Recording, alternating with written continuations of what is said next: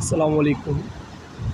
গরমের পর স্বস্তি ফিরে আসলেও যেন চট্টগ্রামবাসীর জন্য এটা হয়েছে অস্বস্তির কারণ।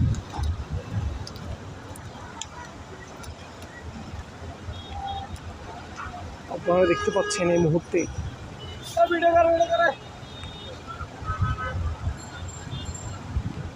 দেখতে পাচ্ছেন যে আমি নিজেও 2 ঘন্টা জ্যামে আটকে থাকার পর এখন হেঁটে হেঁটে যাওয়ার সিদ্ধান্ত নিয়েছি। হাঁটতে হাঁটতে দেখলাম সবাই আটকে আছে,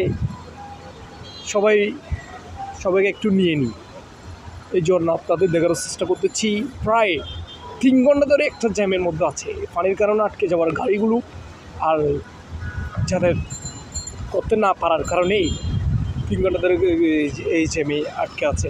আপনারা দেখতে পাচ্ছেন গাড়িগুলো নড়াচড়া করলেও যাওয়ার কোনো সম্ভাবনা নেই, কেন পানি আপনি এই দেখতে পাচ্ছেন কিছু পরেই মুরাদপুরের পানি যেন জোয়ারের ঢেউ আসতেছে, একের পর এক ঢেউর আবহাওয়ায় এখানে শেষ। আপনারা দেখতে পাচ্ছেন আমি একটা নতুন ফুটওভার ব্রিজ উঠেছি, যেটা এখন উদ্বোধন হয় নাই। এক পাশে দেখানোর পর আপনারা আরেক পাশে দেখানোর চেষ্টা করতেছি। দেখেন প্রিয় দর্শক, এখানে গাড়ি চলাচলের কোনো ব্যবস্থা, গাড়ি চলাচল ওদের ভয়ে পড়েছে, জ্যাম আর জ্যাম সব কিছুতে মিলিয়ে আপনারা কতক্ষণেই এই জ্যামটা ছিল আল্লাহ ভালো জানে। প্রিয় দর্শক, আপনারা দেখতে পাচ্ছেন যে মুরাদপুর থেকে যে পানির যে ঢেউ ড্রেন ফেটে পানি উঠার সম্ভাবনার কারণেই গাড়ি আটকে এলো।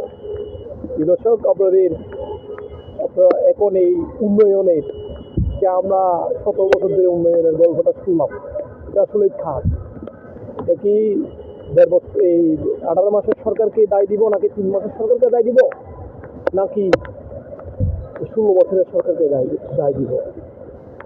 দেখেন আপনারা, আমরা তো উন্নয়ন গল্প শুনেছিলাম, দায়টা খাটি দিবেন আপনারা যা ভালো মনে করেন। ধন্যবাদ।